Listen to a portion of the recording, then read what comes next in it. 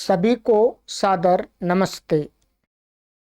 देववाणी संस्कृतम YouTube channel में आप सभी धर्म प्रेमी सज्जनों का हार्दिक अभिनंदन है।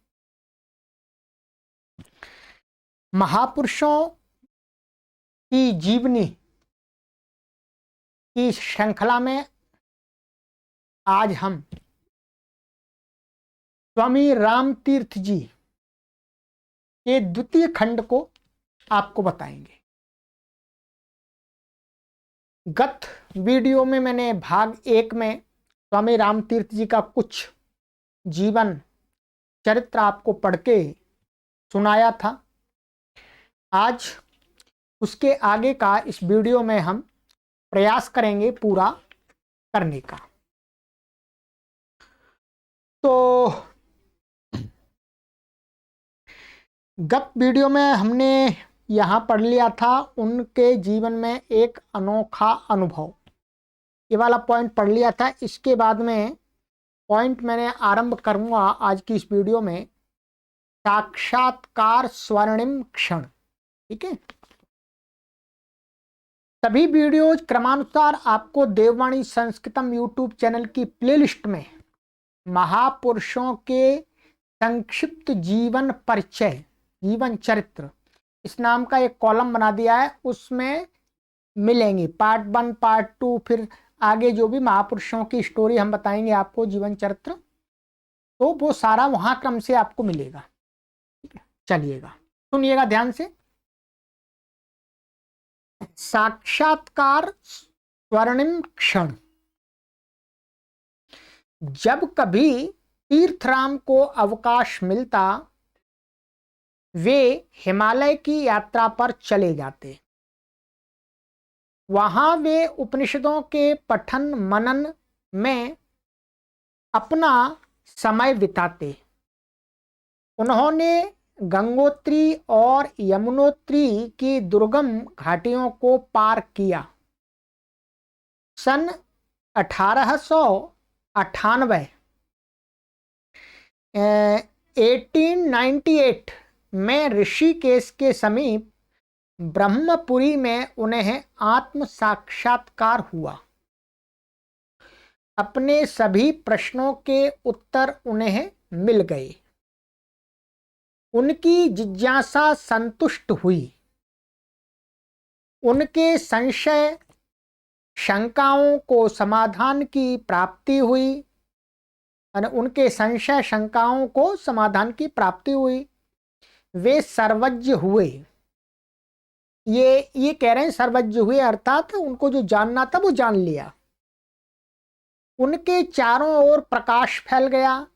पूर्ण साक्षात्कार के रूप में उन्होंने अनुभव किया कि उनका शरीर ही संपूर्ण सृष्टि है और संपूर्ण सृष्टि में वे विद्यमान हैं। यह उनके जीवन का स्वर्णिम क्षण था।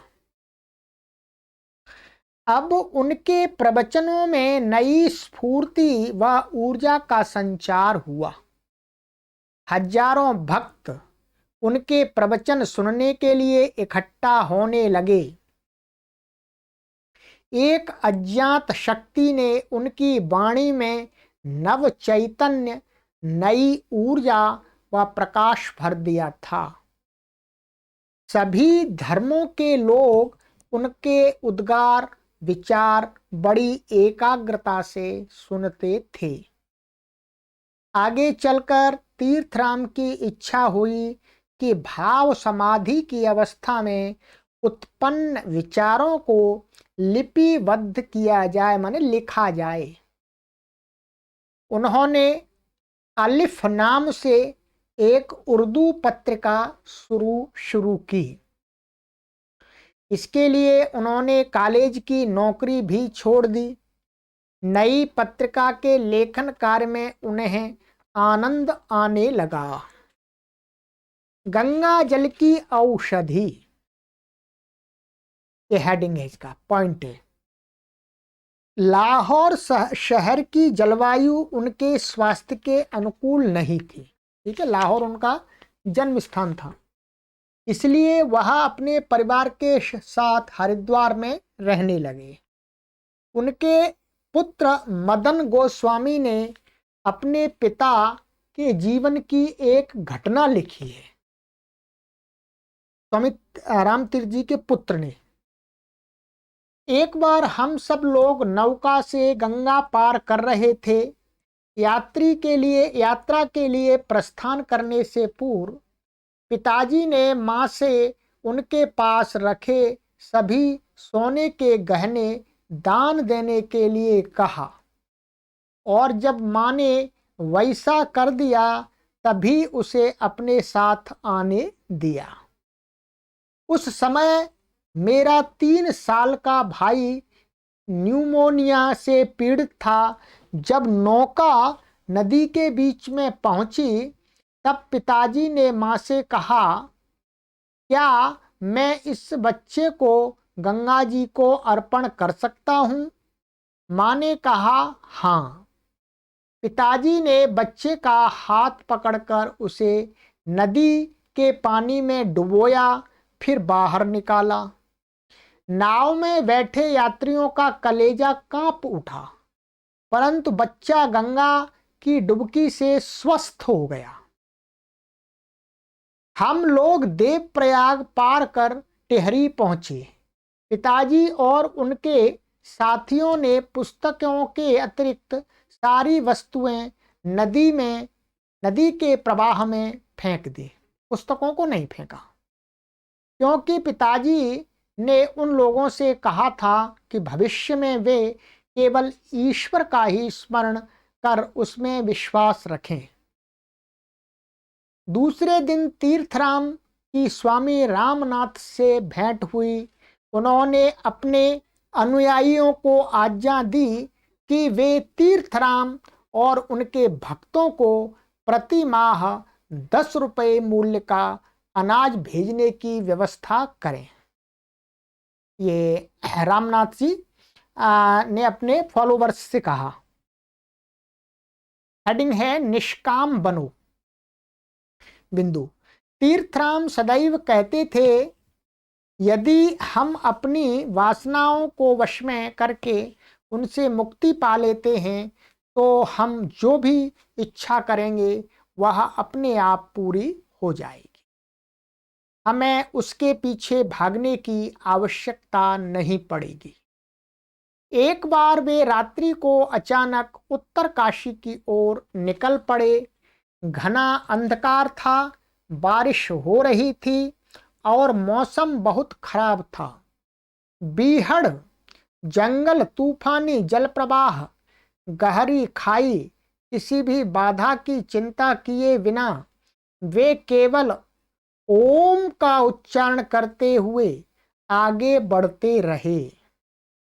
देवात्मा हिमालय की छाया में, बिंदु है विषय, देवात्मा हिमालय की छाया में, अर्थात उसी के आश्रय में।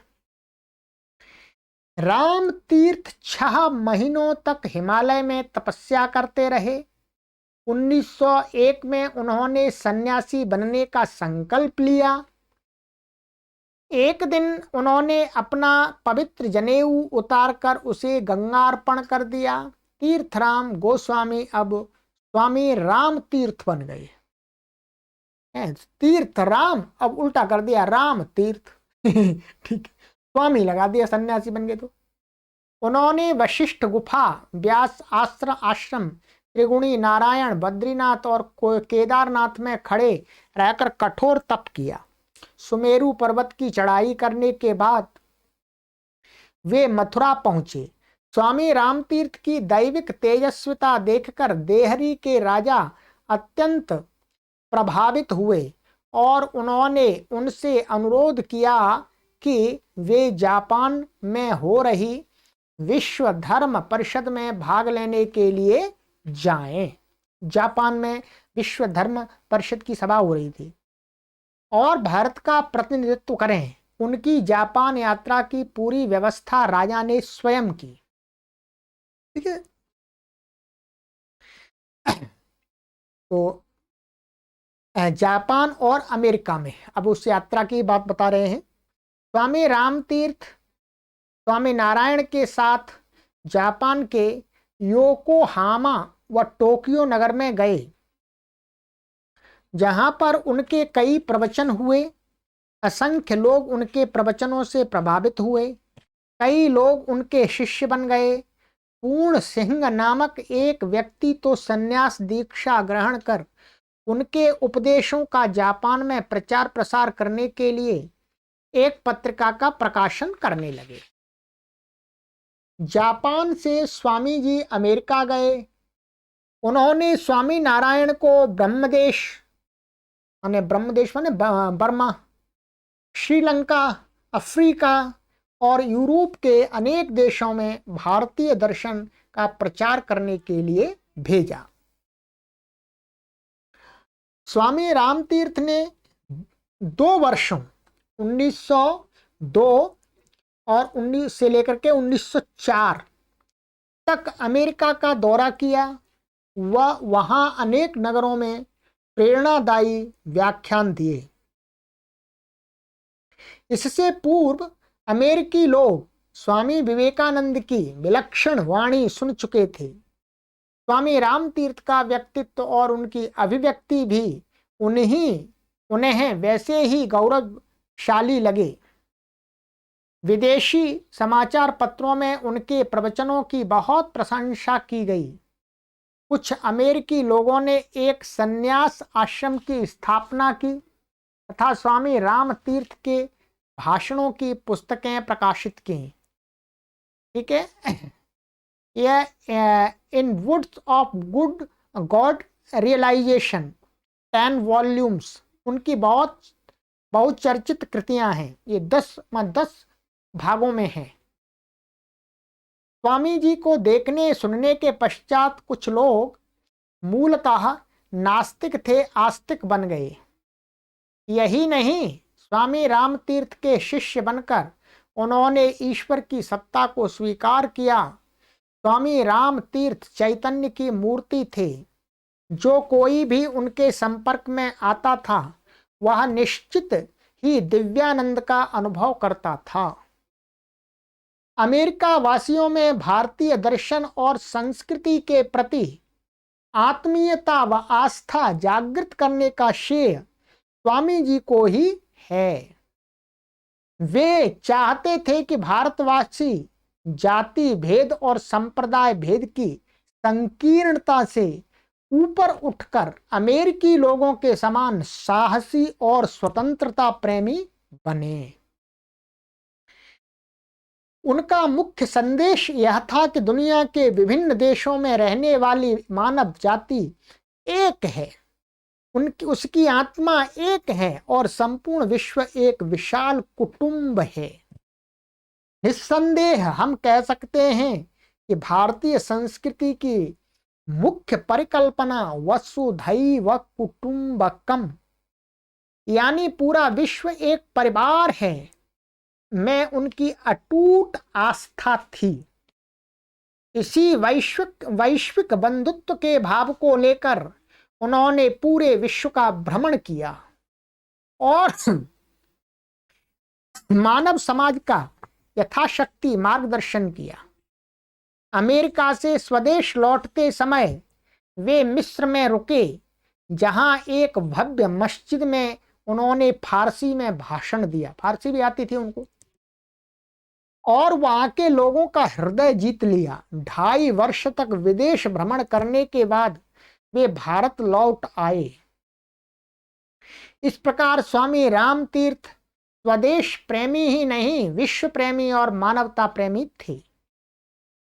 उत्तिष्ठत जाग्रत, ये उपनिषद का वाक्य, जो एक वाक्य है उसके ऊपर बताते हैं। जैसे स्वामी विवेकानंद ने पराधीन भारतवासियों को संदेश दिया था कि भारतवासियों, तुम सिंह के समान पराक्रमी हो, तुम वीर हो, साहसी हो, उठो, जागृत हो जाओ। इसी संदेश का प्रचार स्वामी रामतीर्थ ने भी अपने भाषणों व संबोधनों में किया। उनका कहना था, भारत को स्वतंत्र कराना होगा और वह स्वतंत्र होकर रहेगा। केवल आत्म बलिदान से ही स्वतंत्रता प्राप्त होती है। अगले 10 वर्षों में असंख्य राम पैदा होंगे जो दुर्बलता और अज्ञान के अंधकार को मिटा डालेंगे। तब इस पुण्य भूमि में नव चैतन्य का संचार होगा। व्यक्तिगत धर्म से मातृभूमि की सेवा का धर्म सर्वश्रेष्ठ है। देश के स्वाभिमान और गौरव के सामने जाति, संप्रदाय, वर्ग आदि सब गौण हैं, शून्य हैं। उन्होंने एक बार एक प्रसंग सुनाया। एक जापानी युवक ने अपनी मां की सेवा करना श्रेष्ठ मानकर सेना में भर्ती होने से इनकार कर दिया। जब उस युवक की माता को यह मालूम हुआ तो उसने आत्महत्या कर ली और अपने इस अभागे कृत्य के माध्यम से उसने पुत्र को यह संदेश दिया कि मातृभक्ति या व्यक्ति निष्ठा से बढ़कर देशभक्ति है और वह सर्वश्रेष्ठ व सर्वोपरि है। अच्छा संदेश दिया। देखिए, पूर्व दिशा में सूर्योदय बिंदु है। हमें ईश्वर के प्रति कृतज्ञता प्रकट करनी चाहिए जिसने अपने देश के इतिहास के अत्यंत चुनौतीपूर्ण कालखंड में पैदा कर हमें देश सेवा करने का स्वर्णिम अवसर प्रदान किया। भारत शताब्दियों तक सोया रहा, उसकी निद्रा अभी पूरी तरह टूटी नहीं है, परंतु जो सोता है वह तरोताजा होकर जागता भी है। जब भारत के क्षितिज पर सूर्य का प्रकाश फैला था तब अमेरिका में अंधकार छाया हुआ था। जब भारत का नाम विश्व पटल पर चमक रहा था तब अमेरिका का कोई नाम भी नहीं जानता था। आज वहां प्रकाश फैला है, हम उसकी प्रगति देखकर आश्चर्यचकित हो रहे हैं। परंतु अब सूर्य पूर्व दिशा की ओर कूच कर चुका है। जापान समृद्धि की ओर बढ़ रहा है और शीघ्र ही भारत में भी सूर्योदय का महाप्रकाश फैलने वाला है। भारत अवश्य जागेगा और विकास के पथ पर अग्रसर होगा। विश्वास रखो कि भारत अपनी आलस्यपूर्ण निद्रा छोड़कर अपनी पूरी शक्ति के साथ उठेगा और यह देश अभूतपूर्व संपन्नता और गौरव से युक्त होगा। ऐसे संपन्न, विकसित और सुनहरे भारत का उज्जवल भविष्य स्वामी रामतीर्थ ने अपने दिव्य चक्षुओं से देखा था।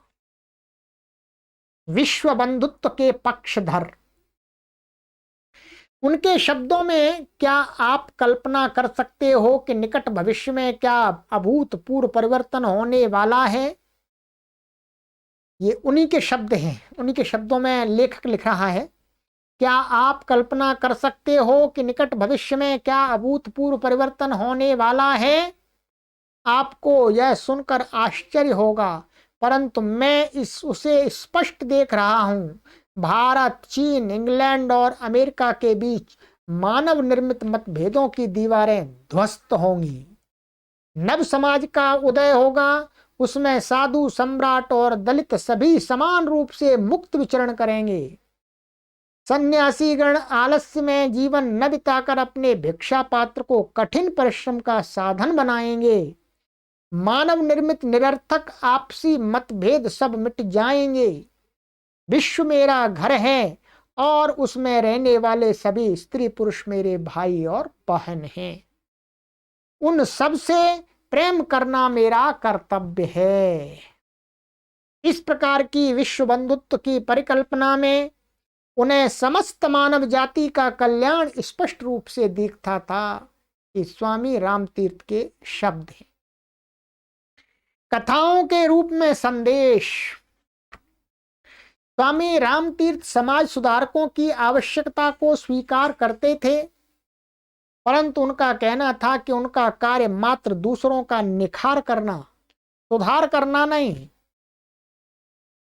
अपितु स्वयं का सुधार करना है। दूसरों का ज्यादा अधिक सुधार करने से पहले हमें अपना सुधार करना है। इस संबंध में एक बार कुछ लोगों ने जब उनका संदेश जानना चाहा तो उन्होंने एक कहानी सुनाई।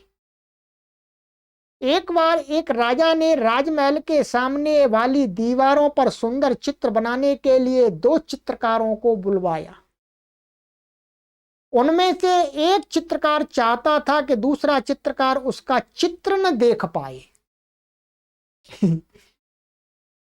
इसलिए उसने मध्य में एक पर्दा लगा दिया।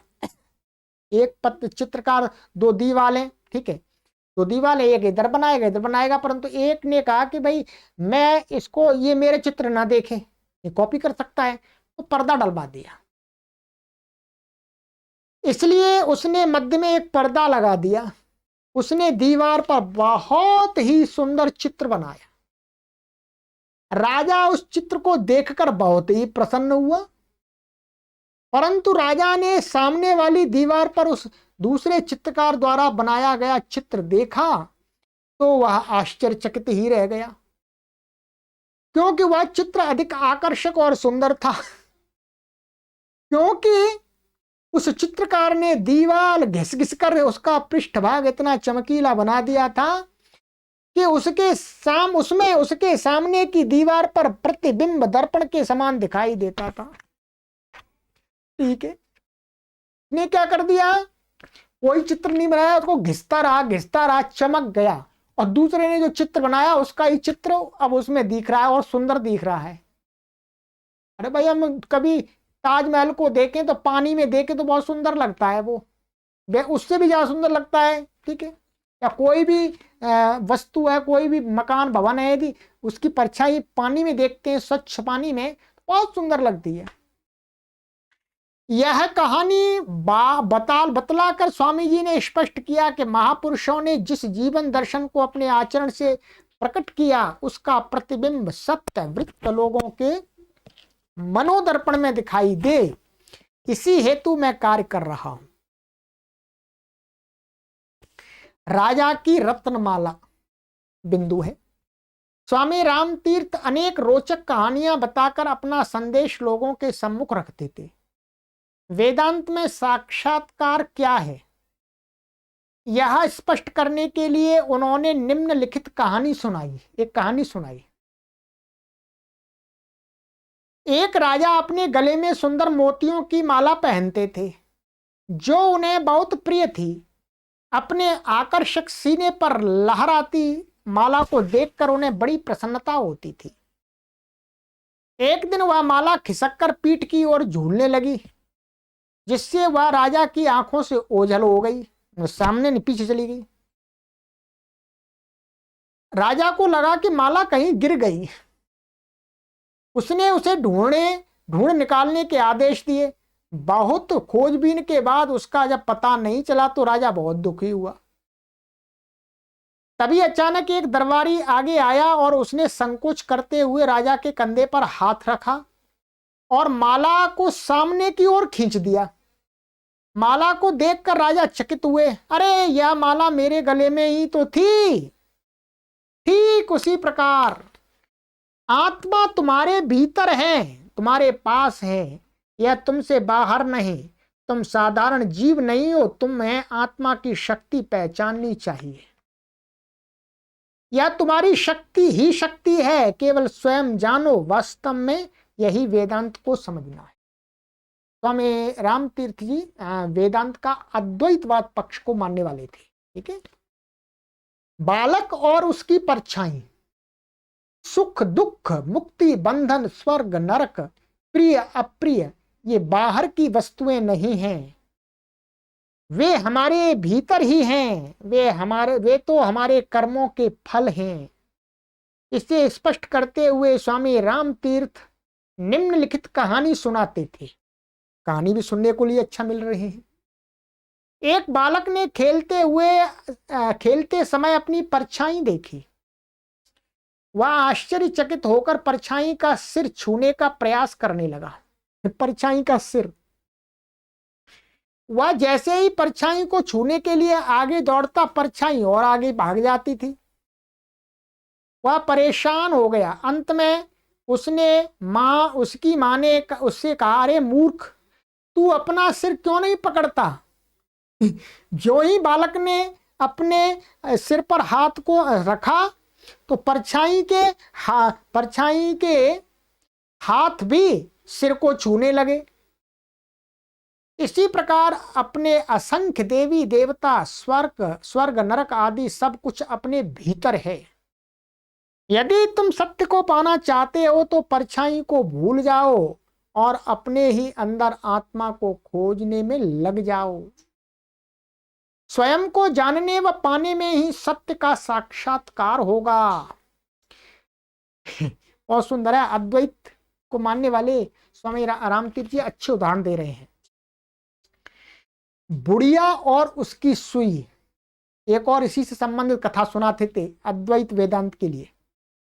स्वामी रामतीर्थ के मूल तत्व को समझने के लिए यह कहानी बहुत शिक्षाप्रद है। एक बुढ़िया कपड़ा सी रही थी। अचानक उसकी सुई खो गई। घर में दिया न होने से अंधेरा फैला हुआ था, परंतु रास्ते पर दिए का प्रकाश फैला था। बुढ़िया उसी प्रकाश में अपनी खोई हुई सुई खोजने लगी। घर में खोई सुई केवल प्रकाश वाले स्थान में खोजने से क्या लाभ? यदि दिए को ले जाकर अन्य स्थान पर देखा जाए तभी सुई मिलेगी। लोग भी इसी प्रकार व्यवहार करते हैं। सच्चा सुख अपने भीतर है, परंतु हम उसकी खोज कहीं बाहर करते हैं। व्यावहारिक वेदांत। स्वामी रामतीर्थ का विचार दर्शन था कि मनुष्य के जीवन में आध्यात्मिक दृष्टि रहे, इसलिए उन्होंने अपने उपदेशों को व्यावहारिक वेदांत नाम दिया था। अक्सर ऐसा माना जाता है कि सन्यासी पलायनवादी होते हैं। उन्हें साधारण लोगों के सांसारिक जीवन से कोई सरोकार नहीं होता और उनके अध्यात्म ज्ञान का व्यावहारिक जीवन से कोई संबंध नहीं। परंतु रामतीर्थ सदैव कहते थे कि लोगों को जीवन के प्रति ऐसे दृष्टिकोण पर विश्वास नहीं करना चाहिए जिसका आचरण करना संभव नहीं है, एवं जो व्यावहारिक नहीं है। जो व्यावहारिक है वही तो वेदांत है। नाग और शेर के संपर्क में अत्यधिक भ्रमण करने के कारण स्वामी रामतीर्थ जी बीमार हो गए। स्वस्थ होने पर वे पुनः हिमालय की ओर गए और बीहड़ वन में 13,000 फीट की ऊंचाई पर एक गुफा में रहने लगे जी। केवल दूध ही उनका आहार था। उनके साथ वाली गुफा में एक भीषण नाग और उसके सामने वाली गुफा में एक आक्रामक शेर रहता था।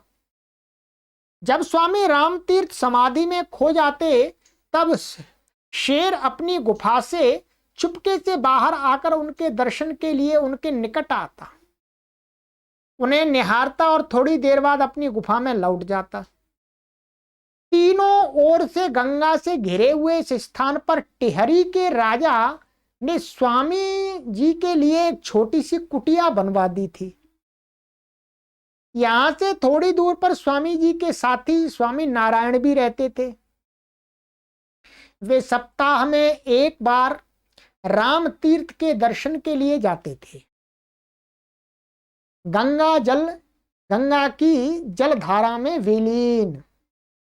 एक बार स्वामी रामतीर्थ ने स्वामी नारायण से कहा, ऐसा प्रतीत होता है कि शीघ्र ही राम की कलम का लिखना बंद हो जाएगा। अब अंतिम समय आ गया, उसकी वाणी मौन हो जाएगी। अतः वेदांत के सिद्धांतों के प्रचार प्रसार का दायित्व ग्रहण करने के लिए तुम्हें तैयार रहना होगा। उसके बाद स्वामी रामतीर्थ इस कुटिया में केवल 5 दिन रहे। 5वें दिन गंगा जी में स्नान करने के लिए जैसे ही उन्होंने डुबकी लगाई, वे भंवर में फंस गए। बहुत प्रयत्न करने के बाद भी वे भंवर के बाहर नहीं निकल सके। ओम ओम ओम कहते हुए जलधारा में समा गए। अज्ञात स्थल की ओर प्रस्थान। अब उनका देहांत हो गया। स्वामी रामतीर्थ का जीवन काल मात्र 33 वर्ष रहा। ऐसा माना जाता है कि 13 फरवरी 1906 के दिन वे परलोक सिधारे थे। अपने अल्प जीवन काल में ही वे भारतीय संस्कृति, दर्शन व विचारधारा के अद्वितीय प्रतीक बन गए। विश्व बंधुत्व और समूची मानवता में उनका अथाह प्रेम व विश्वास था। विलक्षण विद्वत्ता के साथ वे सभी के प्रति करुणा और सहानुभूति भाव से भी ओतप्रोत थे। उन्होंने जीवन के अंतिम क्षणों में निम्नलिखित शब्द लिखे थे। हे मृत्यु, मेरा शरीर ले लो, मुझे उसकी आवश्यकता नहीं है। शरीर की भी मुझे कोई सुध ही नहीं रही। मैं अनेक शरीर धारण कर सकता हूं, मैं दिव्य शक्ति को धारण कर सकता हूं, मैं चंद्र सूर्य विद्युत झरनों में विलीन हो सकता हूं। मैं वायु हूं, मैं पहाड़ों के पार से आया था। मैंने जड़वत और निद्रालीन लोगों को जगाया। मैंने कुछ समुद्र सुंदर रूप प्रकाश में लाए। मैंने कुछ सुंदर रूप प्रकाश में लाए। मैंने थोड़े से मनुष्यों के दुखी चेहरों के आंसू पोंछे। अब मैं विदा लेता हूं उस अज्ञात स्थल की ओर जाने हेतु जहां से मैं आया था। जीवन की यही लीला है। उस मनुष्य का जीवन धन्य है जो अज्ञात की तरफ चला गया, जहां से आया था वहीं चला गया। तो स्वामी रामतीर्थ जी ये संक्षिप्त जीवन चरित्र को मैंने आपको पढ़ के सुना दिया है। पुस्तक जो भी कोई मंगाना चाहे, अपने स्वाध्याय के लिए वीडियो बना दी है मैंने आपके लिए। मैंने परिश्रम तो किया ही है। अब मेरे परिश्रम का मुझे यदि आप पुरस्कार देना चाहते हैं, दक्षिणा देना चाहते हैं, तो मैं आपसे यही दक्षिणा और यही पुरस्कार लेना चाहूँगा कि आप इस वीडियो को अधिक से अधिक महापुरुषों की जीवनियों से लोग परिचित हो सकें, तदर्थ शेयर करें। यही आपकी दक्षिणा है और आपका पुरस्कार है मेरे लिए। चलिए मित्रों, वीडियो के डिस्क्रिप्शन में इसका लिंक दे दिया है पुस्तक को मंगाने का। अब अगली वीडियो में मैं आप एक नए महापुरुष के जीवन चरित्र को लेकर के आऊंगा। निरंतर इसी प्रकार से लंबी श्रृंखला चलेगी। हजारों महापुरुषों के जीवन को हम इस श्रृंखला में समझेंगे। आप सुनते जाइएगा। संपूर्ण भारत में आप इनको शेयर कर दीजिएगा वीडियो। ठीक है, चलिए, सर्वेभ्यो नमः।